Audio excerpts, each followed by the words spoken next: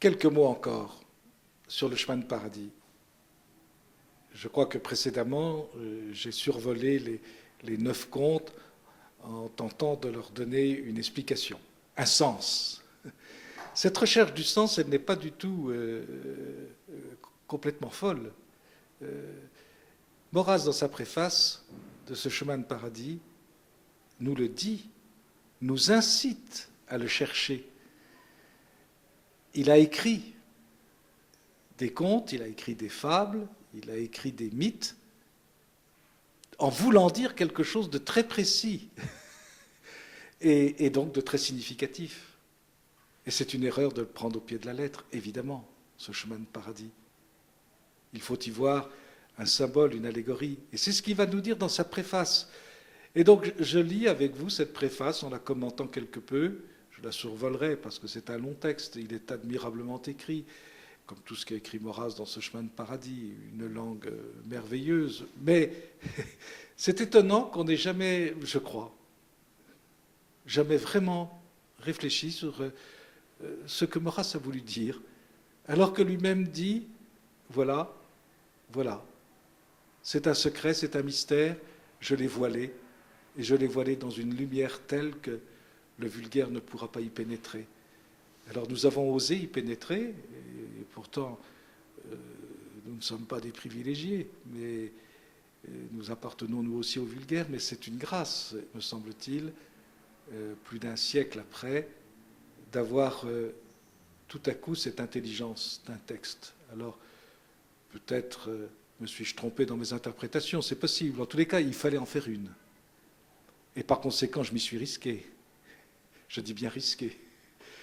Eh bien, c'est un plaisir. Et puis, on révisera ce qu'il faut réviser. En tous les cas, voici le texte. À Frédéric Amoretti, c'était son meilleur ami à l'époque, dans les années 1890. Ils avaient fondé ensemble le Félibrige fédéraliste et ils étaient extrêmement liés. Et donc Maurras a confié son secret à son ami Frédéric Amoretti, qui est mort d'ailleurs jeune, quelques années après. Mon cher ami, donnons un signe de la vive amitié qui nous lie depuis 3 années et acceptez ce livre, dont j'aurais eu plus de plaisir à vous faire présent s'il eût été digne de vous. Mais c'est mon premier livre et il porte le nom d'un chemin de Provence où nous avons marché ensemble un soir de l'automne dernier. Vous vous rappelez ce chemin avec un grand C. On ne sait plus très bien s'il s'agit du chemin qui passe devant Saint-Bastide, du chemin de paradis à Martigues, ou s'il s'agit déjà d'un chemin allégorique d'initiation. Vous vous rappelez ce chemin, il est pauvre, il est nu et triste, souvent pris entre 2 murailles et seulement fleuri de joncs et de plantes salines. Il longe les étangs sur le bord desquels je suis né. Je l'aime chèrement, comme tout ce pays qui est, je crois, ce que j'ai de meilleur au monde.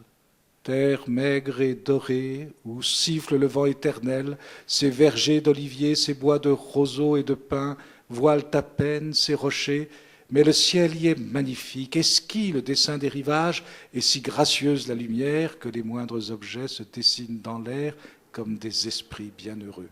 Esprit avec un grand E. Quand il peint la Provence, quand il peint des objets de la Provence, quand il peint des paysages de la Provence, il faut comprendre que derrière, il y a des esprits bienheureux. Un grand E. Un peu plus loin, je dirais donc que j'aimerais voir ces pages entre vos mains comme ces recueils de vergers filigranés que l'on peut regarder à la bibliothèque. L'aspect en est bien ordinaire et les yeux malhabiles n'y trouvent à chaque feuillet qu'une suite de chants d'une vieille teinte jaunâtre ou bleuie vaguement. Mais celui qui les offre au rayon d'une lampe ou à la lumière du jour ne manque pas d'y voir transparaître des figures singulières et dignes d'attention, si naïf qu'en soit le dessin, car elles nous conservent les marques distinctives de nos plus anciens artisans. Il s'agit de ces pages du chemin, des contes du chemin de paradis. Des figures singulières et dignes d'attention.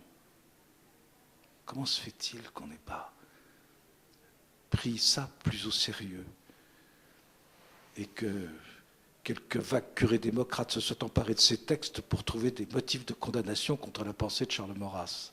Mais enfin, ils auraient lu attentivement la préface, ils auraient peut-être fait un tout petit peu plus... Ils auraient peut-être eu un petit peu plus d'égard. Si peu que soit mon art, il ne laissera pas de donner ainsi quelque joie à qui cherchera non plus la cloche, le griffon, l'écu, le lys en fleurs, le coq, l'aiguière, la colombe, ni les autres symboles de cette industrie primitive, mais les traits d'une simple et pieuse philosophie. Ces traits se feront voir dans leur naturel quand vous présenterez les pages de ces mythes et de ces fabliaux, grand M, grand F, au clair intérieur de vos réflexions. Ils se révéleront sous un mince tissu de phrases dont je peux dire que je n'ai pas écrit une seule sans l'illustrer comme d'un filigrane de sens secret. Pardonnez-moi, tout est dit. Un mince tissu de phrases, pas une seule n'est écrite sans qu'elle soit illustrée comme d'un filigrane de sens secret. C'est d'une profondeur inouïe. Enfin, je ne sais pas. Quel est l'auteur qui a jamais écrit ça dans sa vie? Je parle à la fin du XIXe siècle. C'est de 1894. Huysmans. Enfin, le filigrane de sens secret des œuvres de Huysmans, ils transparaissent assez vite. Il faut dire que c'était l'époque. Maeterlinck, bien sûr. Bien sûr, c'était l'époque. Maurras est de son époque. Mais ici, ça a une profondeur, il suffit de lire. Tout s'apparaîtrait à la longue si ma phrase avait longue vie, du moins par vous, par le rayon de vos rêveries attentives, plus d'une humble figure de ce livre fera briller une vérité méconnue. Une vérité méconnue, comme un simple caillou des sentiers de notre Provence participe au soleil des ondes du ciel. Il insiste. Gardez donc de vous attarder à la lettre et à l'apparence. J'ai écrit un livre de fables. N'y cherchez pas la nouveauté des intrigues ourdies, ni des étrangetés d'attitude et de peinture, ni davantage aucun souci de couleur historique. J'ai banni ce souci. Je me suis défendu jusque de la joie de peindre Arles antique. Et cependant, un de ces contes nous retrace Arles. Donc, c'est-à-dire, c'est pas ça. Vous allez croire que je fais de l'histoire de l'Arles antique, mais pas du tout. Tâchez de comprendre. J'ai laissé le désir de cette émotion ou vision du monde dont on fait tant de cas, fuyant le sublime à la mode, j'ai même tâché de répandre partout une égale lumière. Écoutez bien, c'est un abri et un bouclier que la lumière, elle est impénétrable aux curiosités du commun. Les mystères qu'elle recouvre ne seront jamais divulgués. Je lui ai confié les miens, la lumière. La lumière, opposée aux ténèbres. Et la lumière est un bouclier. Il y a des hommes, même un homme-dieu, dont la parole était tellement lumineuse et pourtant parabolique qu'elle était incompréhensible aux hommes qui l'écoutaient de l'époque.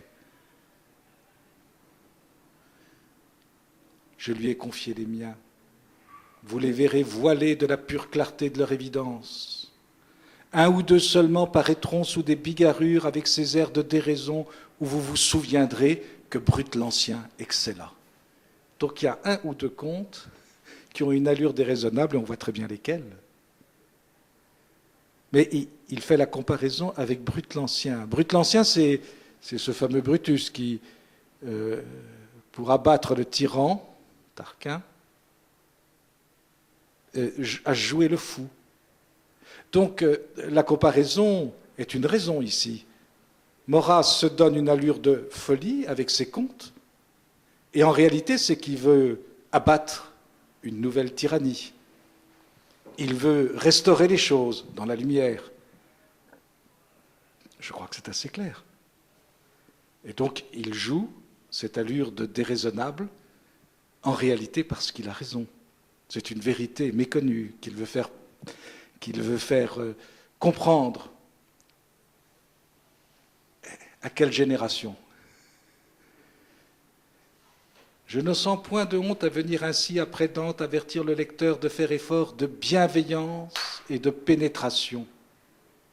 Nos aïeux du XIIIe siècle, qui furent les maîtres de Dante, étaient plus exigeants que je ne le serai jamais. Ils voulaient que tout vrai plaisir esthétique ou de connaissance demandât un acte d'amour. Ainsi appelaient-ils amour leur douce langue, amour la poésie, amour les délicats problèmes de la gaie science, amour, enfin, toute science. Le Breviary d'Amor était le livre de lecture encyclopédique dont ils nourrissaient la jeunesse. Ils créèrent ainsi un âge de beauté. C'est d'abord admirablement dit. Et qu'est-ce que demande Maurras? Eh bien, de faire un effort de pénétration. Mais pour faire un effort de pénétration, il explique qu'il faut d'abord une bienveillance. Il faut avoir ce je ne sais quoi dans le cœur qui s'appelle l'amour et qui porte à la connaissance. Or, toutes les personnes qui ont abordé Maurras avec un esprit malveillant n'y ont vu que ce qu'ils voulaient y voir, c'est-à-dire le contraire de la vérité. Et en revanche, je suis persuadé que si on a cet esprit de bienveillance et d'amour à l'égard de cet homme exceptionnel, je parle de sa pensée, bien sûr, de son esprit, eh bien, on peut en pénétrer les secrets, les arcanes, et c'est un éblouissement. Je pense que c'est une sacrée revanche de Charles Maurras sur une certaine démocratie chrétienne, sur certains esprits démocrates chrétiens qui furent des gens qui, sous des allures de charité, étaient en fait des esprits non seulement pervers, mais extrêmement peu charitables. Notre France du Moyen... Je lis, je passe des lignes. Pour bien insister, puisque Maurras insiste, nous ne nous trompons pas dans nos explications. Notre France du Moyen-Âge et de la Renaissance n'ignora pas non plus ce gracieux enseignement par les emblèmes. Les emblèmes. C'est un enseignement emblématique, symbolique, allégorique. Et l'usage en est même arrivé jusqu'à nous qui fûmes introduits aux vérités élémentaires de la vie par les fables de La Fontaine et les mythes de Fénelon. Tout le monde sait bien que le loup n'existe pas, ni l'agneau, mais qu'il raconte par là l'histoire humaine, etc. Le lièvre et la tortue. Qui prendrait au pied de la lettre les fables de La Fontaine? C'est rempli d'une sagesse naturelle, et on pourrait presque dire à force surnaturelle, comme les livres de la sagesse de la Bible. Et les mythes de Fénelon. C'étaient nos catéchismes de l'éducation nationale, on les met de côté à mesure que fuit le sens caché de leurs légendes. Alors là, ensuite, c'est la tournure épigrammatique de Maurras, bien sûr, et s'apprendre au pied de la lettre. Le prodigieux épaississement des esprits depuis 3/4 de siècle de culture barbare amène une sorte de nuit tout à fait comparable à celle qui précéda l'an 1000, tant les facultés de frémir et de sentir ont seules prévalu et cru. Qui cherchera le sens des choses?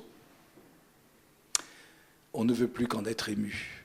Il n'est jamais question aujourd'hui que de sentiments. Les femmes, si brisées et humiliées par nos mœurs, se sont vengées en nous communiquant leur nature. Tout s'est efféminé, depuis l'esprit jusqu'à l'amour, tout s'est amolli.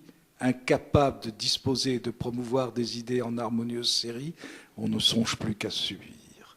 Alors il faut prendre ça d'une manière épigrammatique, car il est bien évident que là encore c'est de l'allégorie, et quand Maurras parle des femmes, c'est pas du tout les femmes qui, entre nous soit dit, était un des charmes de sa vie. Ce n'était pas du tout il avait un immense respect de la femme et des femmes. En fait, ce qu'il désigne et qui est tout à fait vrai, c'est-à-dire que nos mœurs se sont efféminées. L'ensemble de nos mœurs, notre pensée. Et alors ensuite, eh bien, il explique comment lui, il a cherché à dire des choses. Je vous passe les paragraphes. Et alors il explique que lui voudrait retrouver une certaine tradition française. Les anges Psyché et Pallas, qui veillaient toutes deux sur les rêves de notre race, les ont abandonnés. Que de tristes paralogismes dans les diverses pauvretés écrites et jouées ce printemps sous couleur de théâtre philosophique et de dramaturgie néoplatonicienne. Je n'ai pas besoin de vous rappeler à quel ragoût est mise couramment la parabole de la caverne. Franchement, je préfère à ce genre de philosophes les honnêtes barbares qui, sentant leur cervelle vidée jusqu'à l'os, ou bien réduite en liquide et se refusant à l'usage, ont mieux aimé nous prévenir qu'ils suspendaient l'exercice de ces organes. Écoutez, on croirait une peinture tout à fait exacte de notre monde politicien. C'est exactement cela. Mais parlons d'objets plus sérieux. Il n'est point contestable qu'il existe sous le nom de pensée moderne un amas de doctrines si corrompues que leur odeur dégoûte presque de pensée. Vous ne me soupçonnerez point d'y être allé puiser le fondement de ma philosophie première. Ces doctrines procèdent de quelques auteurs arrogants dont les noms sont difficiles à prononcer. Ils viennent de contrées où l'on jouit peu du soleil et selon qu'ils sont nés en pays tudesque ou breton, ils entreprennent de nous glacer l'univers, ne permettant d'y voir qu'une conjonction de solides atomistiques, ou nous perdent dans leur astrologie de l'infini. J'ai surtout en horreur ces derniers Allemands, l'infini, comme ils disent, le sentiment de l'infini. Et rien que ces sons absurdes et ces formes honteuses devraient induire à rétablir la belle notion du fini. Elle est bien la seule sensée, quel grec l'a dit. La divinité est un nombre, tout est nombré et terminé, n'exceptons ni la volupté ni même les amours, ils ont leurs points extrêmes, et au-delà se dissocient, définition certaine comme chantèrent nos poètes, et juste confins, hors desquels s'étend un obscène chaos. Qu'est-ce à dire? Vous remarquerez, la divinité elle-même est un nombre. La Trinité. Il dit, elle est terminée. Chacune des personnes divines se définit par le terminus ad quem, par le terme vers lequel elle tend. Le Père se définit par le Fils se définit par rapport au Père, et l'Esprit Saint se définit par le Père et le Fils. C'est des termes théologiques. Je ne dis pas ça pour des rapprochements blasphématoires, hein. Du tout, du tout. Maurras, il savait ce qu'il écrivait. Quand il écrit cela, il sait ce qu'il dit. Et les poètes auxquels il fait référence, ce sont des poètes chrétiens, ce sont des poètes catholiques. Et sa pensée est très très précise. Il refuse la métaphysique moderne, individualiste et subjectiviste. Et il veut rétablir la belle notion du fini. Et c'est l'explication de ces contes, qui sont tous des contes allégoriques. Alors je passe très vite sur tout le reste de la préface pour arriver très vite vers la fin de la préface, mais elle est merveilleuse à lire, sous son tour épigrammatique. Là aussi, il ne faut pas prendre au pied de la lettre, comme les abbés Lugan, les abbés Pierre l'ont fait au XXe siècle pour obtenir du pape Pie XI une condamnation, comme l'ont fait les démocrates chrétiens belges, Passlec et autres. Tout cela était ridicule, ils ont mal compris, ils ont très peu compris, ils n'ont rien compris du tout, en fait, du tout. Et en réalité, c'est d'une profondeur philosophique et évidemment théologique. Il dit bien à un moment que ces deux premiers contes sont faits précisément pour pulvériser dans l'esprit des gens ce qui lui semble être le mal du monde moderne. D'un côté, le rationalisme, il l'explique, le rationalisme, et de l'autre côté, le culte de l'infini, du sentiment de l'infini. Vous vous souvenez, je les ai expliqués, le miracle des muses, le conte de Phidias, Phidias qui est l'image, bien sûr, qui est le nom d'un sculpteur, mais qui est en fait l'image de la philosophie, d'une philosophie qui est sortie d'Athènes, parce qu'il est en exil, donc elle n'est plus proprement athénienne, et cette philosophie construit un monde, un univers et une divinité, mais elle prétend ne se servir que de la raison. Et de l'autre côté, vous avez le jour des grâces, et c'est le conte où on fustige un sentiment religieux falsifié, faussé, parce qu'il prétend s'égaler à la divinité, alors que l'homme n'est pas fait pour s'égaler à la divinité, c'est la divinité qui elle-même appelle l'homme et non pas l'inverse.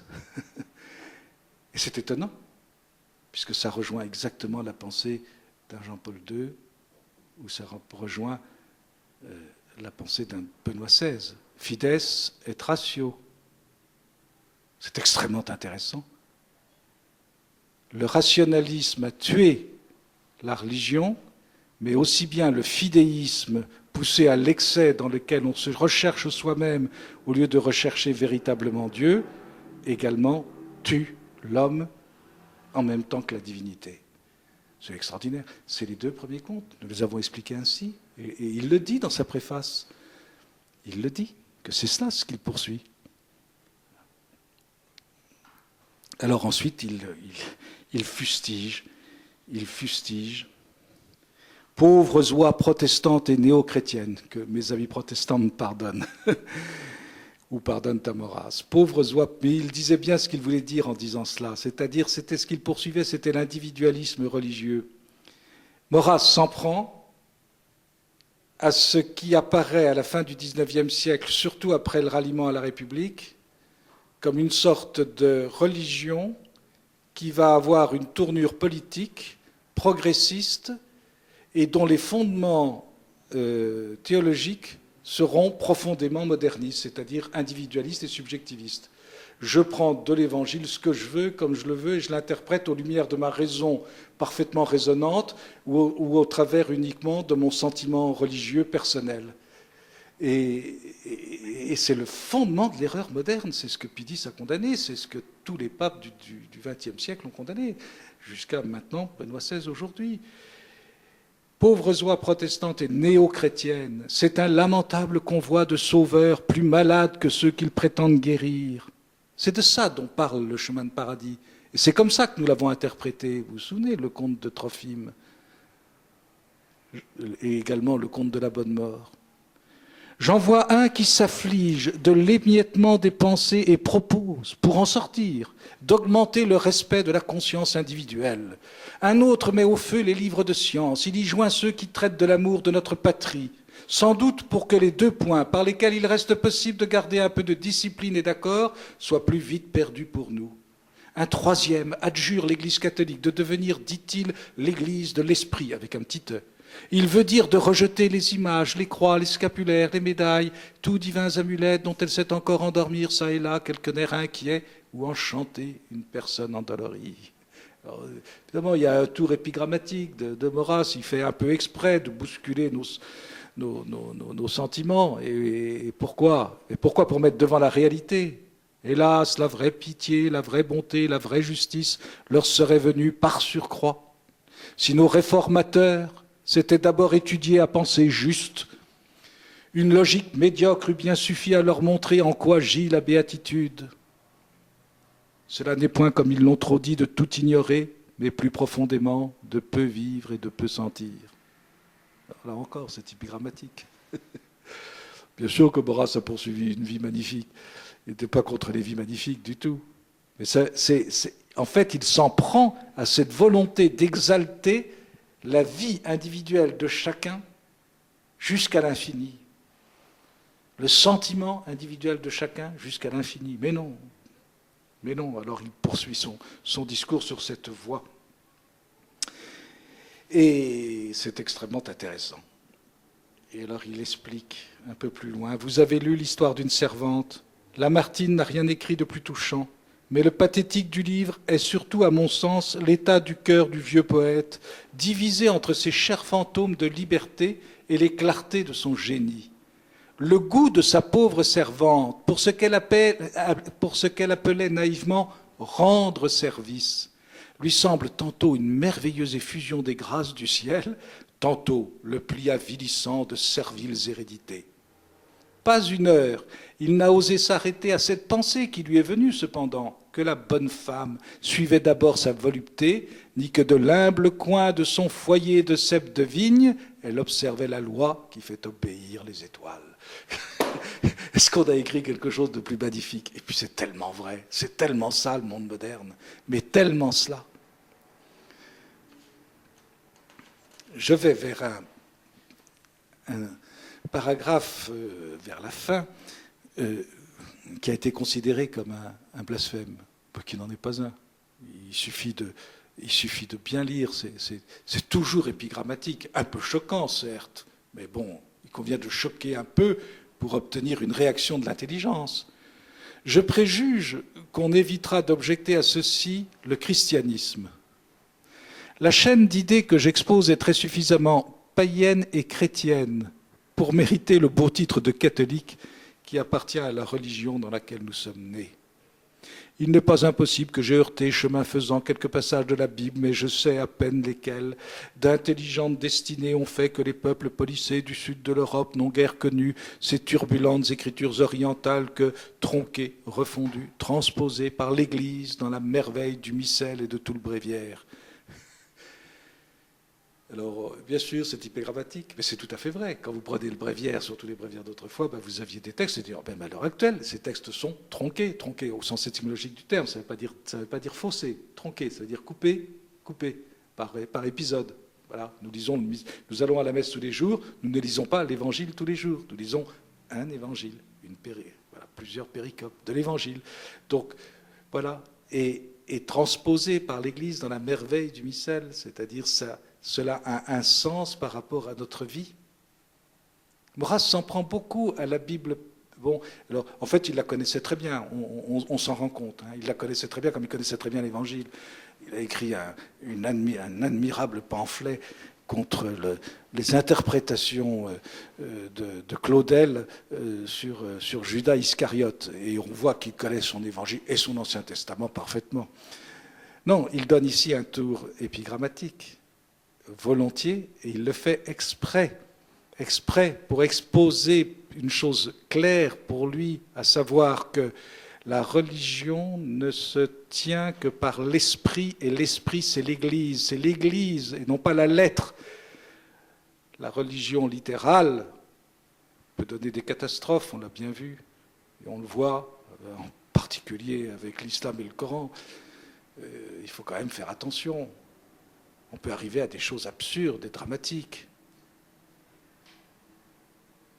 Et alors il poursuit, ce fut un des honneurs philosophiques de l'Église, comme aussi d'avoir mis au verset du Magnificat, pas au Magnificat, au verset du Magnificat, c'est-à-dire à la lettre, une musique qui en atténue le venin.